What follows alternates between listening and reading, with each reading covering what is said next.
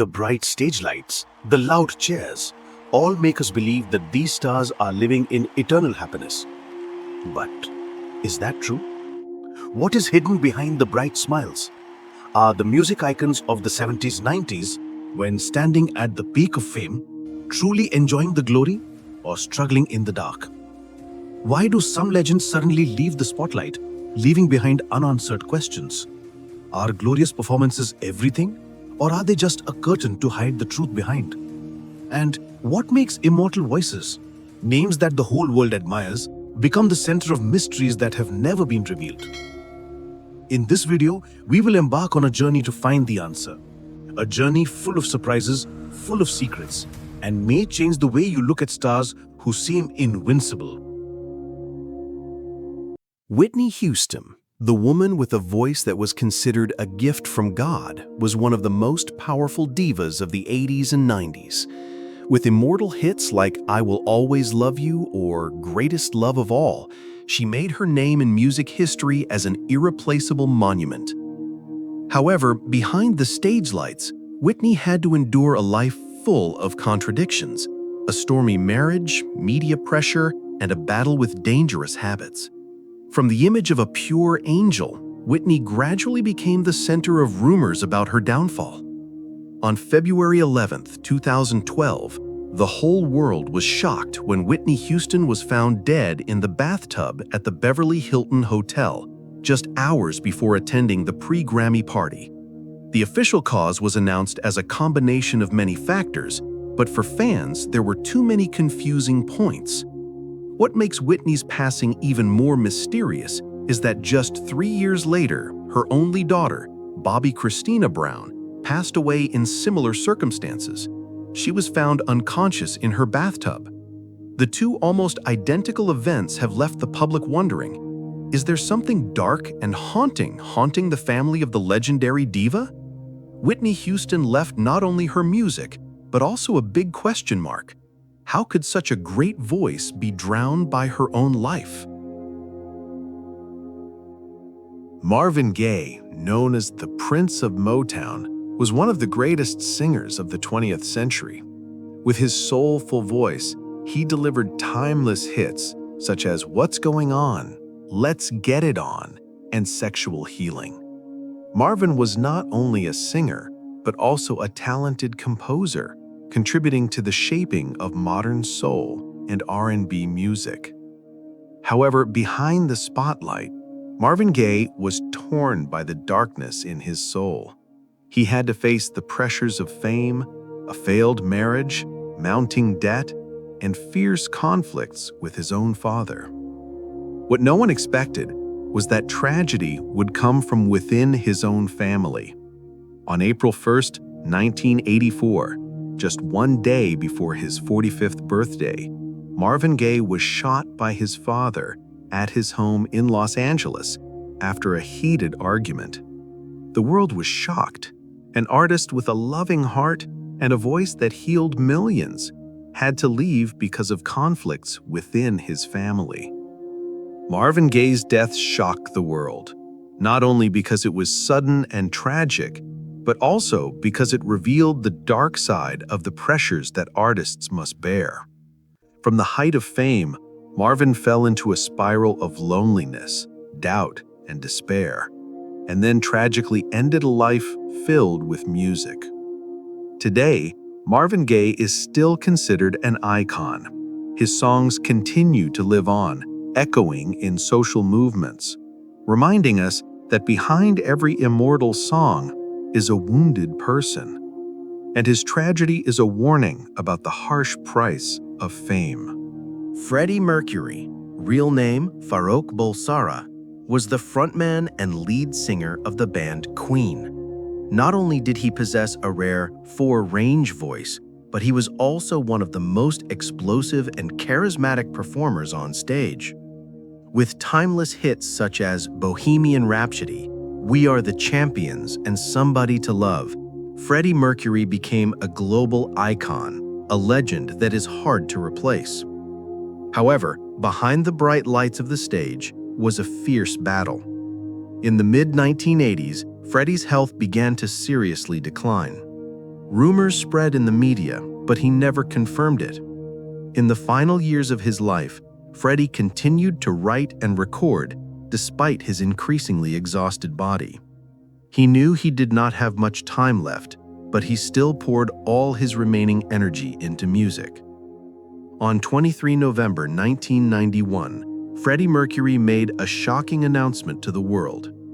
After much speculation, I can confirm that I have tested positive for HIV and have AIDS. I felt it was right to keep this a secret until now to protect the privacy of those around me. However, the time has come to let my friends and fans around the world know the truth. Just one day later, on 24 November 1991, Freddie Mercury died at his home in Kensington, London, at the age of 45. His passing shocked the world. Thousands of fans gathered outside his home, laying flowers and singing Queen songs in tribute to their idol. Freddie's musical legacy is immortal. Live Aid 1985, where Freddie and Queen burned Wembley Stadium with more than 70,000 spectators and billions of television viewers, is still considered the greatest rock performance of all time. Freddie's death not only left a void in music, but also opened a global conversation about AIDS, helping to raise awareness and break down prejudice. Later, the band Queen and many other major artists organized the Freddie Mercury tribute concert in 1992, raising millions of dollars for HIV and AIDS research and support. Freddie once said, "I won't be a rock star, I will be a legend." And indeed, those words came true. Elvis Presley, the king of rock and roll, was more than just a singer. He was a global icon who changed the entire 20th century popular culture. With his explosive performance style, captivating voice, and rebellious personality, Elvis not only brought rock and roll into the mainstream, but also paved the way for future generations of artists. From hits like Heartbreak Hotel, Hound Dog, to blockbuster movies, Elvis became a global phenomenon, conquering millions of hearts. But few people know that behind the sparkling stage lights, he was immersed in loneliness, pressure, and drug dependence. On August 16, 1977, the world was shocked when Elvis was found unconscious in the bathroom at Graceland, his mansion in Memphis. News of his death spread at a dizzying speed, leaving fans everywhere in a state of shock and grief. What is disputed is the real cause of death. Official reports say Elvis died of a heart attack, but later reports revealed that he had been abusing sedatives and painkillers for years, leading to his deteriorating health. Some fans even believe that Elvis never died, that he simply disappeared to escape the harsh spotlight. Whatever the truth, Elvis's death became one of the most shocking events in music history. It not only ended the life of a legendary artist, but also opened up decades of debate about the price of fame, loneliness, and the world of glamour, and how the entertainment industry crushes those at the top. Today, Elvis remains an immortal icon. His photos, his songs, his dance moves live on in the hearts of millions. But the question of the truth behind his death will forever remain a big question mark, making him one of the most mysterious, legendary figures of the 20th century. Janis Joplin was unlike any other singer of the 60s and 70s. With her distinctive, explosive voice that tore through space, she became one of the most influential female vocalists in the history of rock and blues. Songs like Piece of My Heart, Cry Baby, or Me and Bobby McGee moved audiences with the sincerity and intense emotions she conveyed. However, behind that halo was a life full of pain. Janis often felt isolated, under terrible pressure from always having to maintain the image of a rebellious star. Her life was associated with alcohol, drugs, and unstable love affairs. Friends recounted that even standing in front of thousands of fans, she still felt empty and lonely to the core. On October 4, 1970, Janis Joplin was found dead in a hotel room in Los Angeles. Her death was attributed to a drug overdose. What was particularly shocking was that just weeks before, two of her close friends, Jimi Hendrix and Alan Wilson, had died under similar circumstances. Janis died at the age of 27, becoming part of the haunting 27 Club in music history, where talented young artists such as Jimi Hendrix, Jim Morrison, and later Kurt Cobain and Amy Winehouse all stopped at the same age. What made Janis's death all the more tragic was the final portrait she left the world, a voice on fire, but a heart drained of loneliness. In her final days, she was still recording the album Pearl, in which the song Me and Bobby McGee later became a #1 hit, proving that even after her death, Janis Joplin's voice still had the power to touch millions of hearts. Today, she is remembered as a feminist icon, a legendary singer, and a testament to the terrible price that fame can bring. Jeff Buckley, a talented singer with an angelic voice, was just entering the peak of his career when fate closed in too soon. On May 29, 1997, Jeff disappeared after wading into the Wolf River in Memphis, Tennessee. He was still humming Led Zeppelin's Whole Lotta Love before he jumped into the water. When his bandmates returned to look for him, Jeff was gone. His death was recorded as drowning, with no drugs or alcohol in his system. But the question always remains, why did a promising artist, only 30 years old, leave the world in such a sudden way?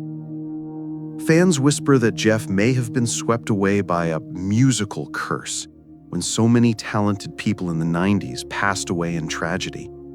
Others believe it was simply an accident, but Jeff's untimely passing has left a void in the hearts of his fans. The only album he managed to leave behind, Grace, has become a classic, with the song Hallelujah ringing out as an eternal farewell. Jeff Buckley leaves behind an unanswered question: do angels ever belong on Earth? John Lennon was not only a genius musician, but also one of the greatest icons of the 20th century. As the leader of the Beatles, Lennon completely changed the face of modern music. From Imagine, Give Peace a Chance, to Strawberry Fields Forever, he was not only a singer, songwriter, but also a social activist, calling for peace during the Cold War and the Vietnam War. But that halo made him a target. On December 8, 1980, in New York, John Lennon returned to the Dakota apartment after finishing a recording session.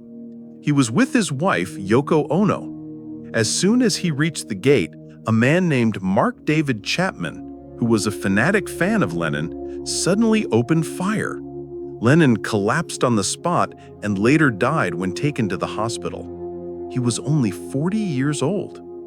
What shocked the world was that just hours before, Chapman had asked Lennon for an autograph on the Double Fantasy sheet music. A photo also captured the moment John happily signed for the person who would take his life just a few hours later. The death of John Lennon was not just the passing of an artist, but a global shock. Millions of fans around the world poured into the streets to pay their respects to him. In Central Park, New York, near his apartment building, a memorial called Strawberry Fields Memorial was erected and is still a pilgrimage site for music lovers. Theories about Lennon's death are still being discussed. Some believe that Chapman acted alone because of personal obsession. Some conspiracy theories suggest that the US government wanted to eliminate Lennon because of his political activities, anti-war, and his great influence. John Lennon once said, "Life is what happens when you're busy making other plans." And sadly, that very statement seemed to presage his sudden passing. More than 40 years have passed, but Lennon's music and message of peace still resonate, inspiring millions of people. He is no longer here, but the legacy of music and humanity that John Lennon left behind will live on forever. Jim Morrison was not only a singer, but also a poet, a rebel icon, and the soul of the band The Doors. With his wild demeanor, captivating eyes, and warm voice, Jim became the idol of an entire generation. Songs like Light My Fire, Riders on the Storm, or Break On Through changed the face of rock music in the late 60s. However, Jim Morrison lived a chaotic life. He was famous for his wild lifestyle, constant partying, rebellion against all social norms, and especially the use of alcohol and stimulants. This lifestyle made him hailed as an icon, but at the same time pushed him to the brink of collapse. In 1971, when he was only 27 years old, Jim Morrison left the US for Paris with his girlfriend, Pamela Corson. He said he wanted to escape the pressure of the Doors and spend time on poetry. But just a few months later, on July 3, 1971, he was found dead in the bathtub of his Paris apartment. The official cause of death was listed as heart failure, but what made people suspicious was that no autopsy was performed. The police said there were no signs of foul play, but many friends and witnesses claimed that Jim may have died from a drug overdose. This ambiguity has created dozens of conspiracy theories surrounding his death, from assassination to faking his own death to disappear to a government cover-up. Jim Morrison died at the age of 27 and also became part of the haunted 27 Club. His grave at Père Lachaise Cemetery in Paris is still visited by thousands of fans every year. Strangely, before his death, Jim wrote in his poems about death as if he had a premonition. He once said, "The man who truly lives is the man who knows he will die."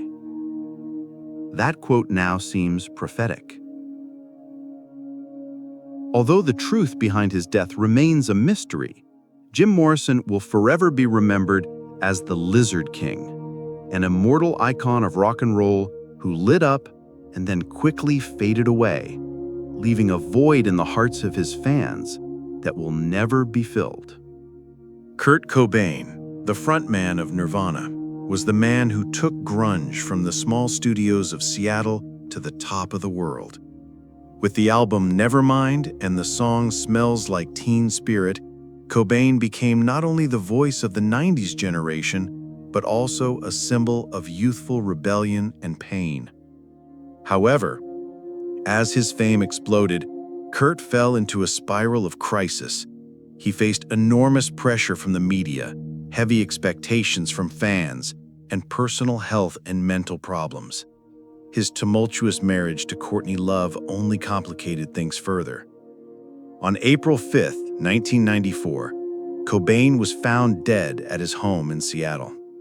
The official report concluded that it was a suicide by gunshot, but the public was immediately divided. Some believe the official conclusion, but millions of people are skeptical. Is there a hand behind it, or is there more to it than meets the eye? A suicide note was found at the scene, believed to have been written by Cobain to say goodbye to his wife, daughter, and fans. However, many language experts and loyal fans believe that the letter does not match his usual writing style, further fueling theories of a hidden conspiracy. Whatever the truth, Kurt Cobain's death sent shockwaves around the world. He died at the age of 27, becoming one of the most famous members of the 27 Club, a group of talented but ill-fated artists. Today, Kurt Cobain remains a symbol of the struggle between genius and inner darkness. To many, he is not only a singer and musician, but also proof that the spotlight can become a cage that imprisons the artist's soul. Michael Hutchence, frontman of INXS, was one of the musical icons of the 80s and 90s. With his charismatic style, captivating voice, and powerful stage presence, Hutchins made INXS one of the most famous rock bands in the world, with hits such as Need You Tonight and Never Tear Us Apart. However, behind the spotlight was a conflicted Hutchins. He was always looking for love and peace, but was trapped in a spiral of fame, pressure, and tumultuous relationships. His attachment to Polly Yates, the former partner of musician Bob Geldof, caused the press to constantly dig into, creating terrible pressure in his personal life. On 22 November 1997, Hutchins was found missing at the Ritz-Carlton Hotel in Sydney. His death was quickly ruled a suicide after a sad night and personal pressures. But a series of shady details in the room, along with conflicting testimonies, led the public to believe that the truth may not be so simple. Many theories revolve around whether Hutchins may have been affected by legal disputes related to the custody of Paula and Bob Geldof, or by the intricacies of a complicated love relationship. To this day, the real cause remains an open question. The image of a charismatic Michael Hutchinson on stage, now replaced by the sad memory of a talented but ill-fated artist. And for fans, the question still hangs. Was Hutchinson's death a rash act, or was there some mysterious hand behind it?